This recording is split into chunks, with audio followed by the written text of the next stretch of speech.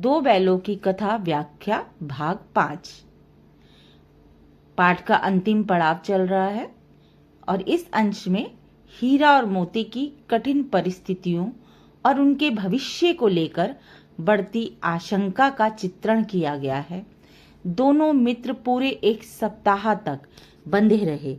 इस दौरान उन्हें चारा तो दूर, पानी भी बड़ी मुश्किल से दिया जाता था। उनकी हालत इतनी खराब हो गई थी कि वे उठने की भी शक्ति खो बैठे थे। उनकी दुबली पतली देह से हड्डियां झलकने लगी थी, मानो उनकी जान निकलने का ही इंतजार हो। एक दिन बाड़े के सामने डुग्गी बजाई गई और धीरे धीरे वहां 50-60 लोग जमा हो गए। दोपहर तक दोनों बैलों को बाड़े से बाहर निकाला गया और उनकी देखभाल शुरू हुई। लोग उन्हें देखने आते, उनकी दयनीय स्थिति पर सोचते और निराश होकर लौट जाते। कोई भी उनकी दुर्गति देखकर उन्हें खरीदने का इच्छुक नहीं था। तभी वहां एक कठोर चेहरे वाला दड़ियल व्यक्ति आया। उसकी लाल आंखें और रुपए पैसे उसकी निर्दयता का परिचय दे रही थी। वह मुंशी से बातें करते हुए दोनों बैलों के कूलों में उंगली गोदकर उनकी जांच करने लगा। इस व्यक्ति का चेहरा देखकर हीरा और मोती के दिल अंदर से कांप उठे। उन्हें उनकी मन की बात और अपने आने वाली कठिनाइयों का अंदाजा हो गया। उन्होंने एक दूसरे को भयभीत नजर से देखा, मानो अपने दुख को साझा कर रहे हों, और फिर निराशा से सिर झुका लिया। यह दृश्य उनकी असहायता और उस निर्दयी दुनिया की ओर इशारा करता है जहां जानवरों की भावनाओं और उनके दर्द को कोई समझने वाला नहीं। हीरा और मोती की बातचीत उनके जीवन की कठोर सच्चाई को, आने वाले संकटों की ओर इशारा करती है। हीरा पछतावे के स्वर में कहता है कि वे गया के घर से नाहक भागे थे और अब उनकी जान बचनी मुश्किल है। मोती ने सब भगवान पर छोड़ दिया। भगवान सभी पर दया करते हैं और उन पर क्यों नहीं करते। हीरा ने निराशा भरे लेकिन स्वीकार उक्ति के भाव से कहा कि भगवान के लिए उनका मरना या जीना समान है। फिर उसने अपने पुराने अनुभव का जिक्र करते हुए कहा कि एक बार भगवान ने उस लड़की के रूप में उनकी जान बचाई थी, तो शायद इस बार भी बचा ले। लेकिन मोती ने आशंका जताई कि यह दड़ियल आदमी निश्चित रूप से उन पर छुरी लगाएगा। हीरा ने शांत भाव में उत्तर दिया कि अगर ऐसा होता है तो भी उनको हर चीज, मांस वगैरह ये सब किसी काम का नहीं आएगा। नीलाम होने के बाद दोनों बैल उस दड़ियल के साथ चल पड़े। उनकी हालत इतनी खराब थी कि उनका शरीर कांप रहा था और वे चल भी नहीं पा रहे थे, लेकिन डर और डंडे के डरावने वारों के कारण वे गिरते पड़ते तेजी से भागने की कोशिश कर रहे थे। रास्ते में उन्हें एक गाय बैलों का झुंड मिला जो हरे भरे चारागाह में मस्ती से चल रहा था। सभी जानवर खुशहाल और स्वस्थ थे। कोई उछल रहा था, कोई आराम से बैठा हुआ चारा खा रहा था। ये दृश्य देख हीरा और मोती के मन में यह ख्याल आया कि इन जानवरों का जीवन कितना सुखी और निश्चिंत है, लेकिन साथ ही वे कितने स्वार्थी भी हैं। किसी को यह चिंता नहीं कि उनके जैसे दो भाई जो कभी उन्हीं की तरह खुश और थे, आज बंधक के हाथों पड़े हैं, दुखी और भयभीत हैं। यह अंश जानवरों की पीड़ा, उनकी असहायता और मनुष्य की स्वार्थपूर्ण प्रकृति का मार्मिक चित्रण करता है। हीरा और मोती को अचानक एहसास हुआ कि वे जिस रास्ते से जा रहे हैं वह उन्हें पहचाना हुआ लग रहा था। धीरे धीरे उन्हें यकीन हुआ कि यह वही रास्ता है जिससे होकर गया उन्हें ले जाया करता था। उनके चारों ओर वही खेत, बाग और गांव नजर आने लगे जिन्हें वे पहले देख चुके थे। इस पहचान ने उनमें एक नई ऊर्जा भर दी।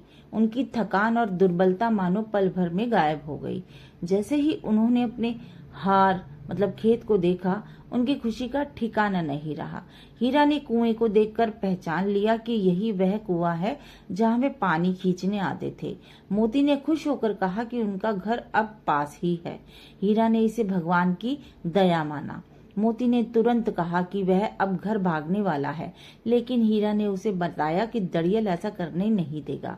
मोती ने साहसपूर्ण कहा कि यह दड़ियल को मार गिराएगा। लेकिन हीरा ने समझदारी दिखाते हुए सुझाव दिया कि वे सीधे अपने धान मतलब जो स्थायी जगह है उनकी वहां भाग जाएंगे, जहां से आगे वे नहीं जाएंगे।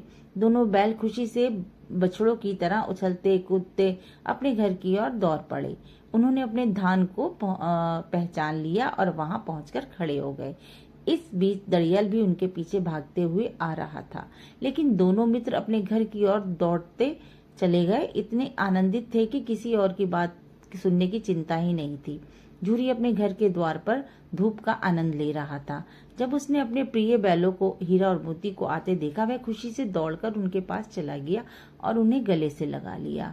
हीरा और मोती भी इतने आनंदित हुए कि उनकी आंखों में आंसू बहने लगे।